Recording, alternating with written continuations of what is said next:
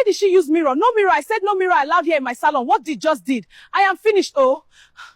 In Rumukurushi, Port Harcourt, there was a salon everybody liked. Not because it was the biggest, not because it was the finest. People loved it because of Madame Rose. Madame Rose was young and very pretty, always neat, always smiling. Her hands moved fast, too fast sometimes. She could finish a full head of neat plaits in a short time without pulling hair or causing pain. Women said going to her salon saved time. Before you know it, she's done. That was why people kept coming back.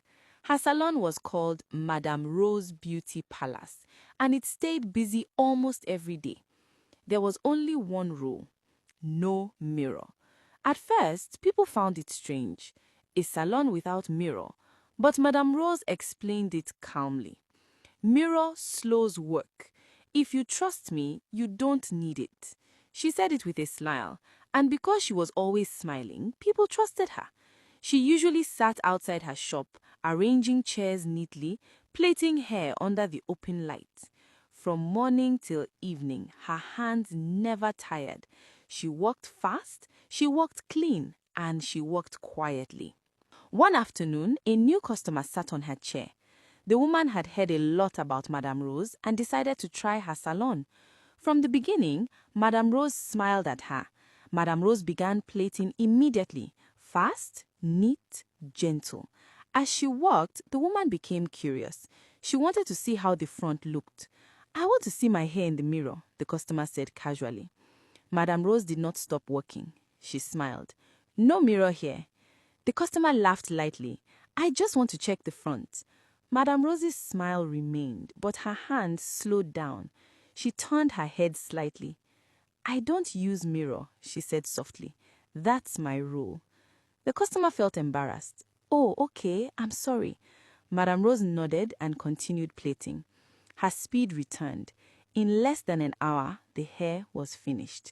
It was neat, very neat. The customer stood up. "Thank you, madame. You are very fast." Madame Rose smiled. "Come again." The customer left. She did not notice the small strands of hair on the ground. Only after the sound of footsteps disappeared did Madame Rose stand up. She slowly looked down. The fallen hair lay scattered on the ground. Madame Rose knelt. Carefully, she picked them up, every single strand. She did not hurry. She did not sigh. She did not speak. When she was done, she poured them into a black, waterproof leather bag. Then she smiled again. Days passed, weeks passed.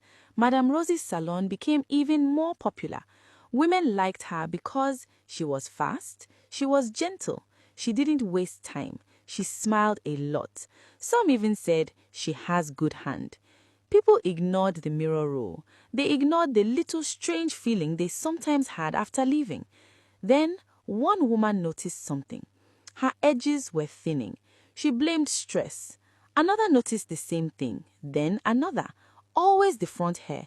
Always after visiting Madame Rose. Never immediately. Nobody connected it at first. At midnight, when Rumukurushi slept, Madame Rose woke. She tied a black wrapper around her body. She placed fresh palm leaves into her mouth. She tied a red ribbon around her head. She carried a clay pot, put the hairs there. She walked quietly toward the stream behind the area. People called it Mirina Ma. At the edge of the stream, she stopped.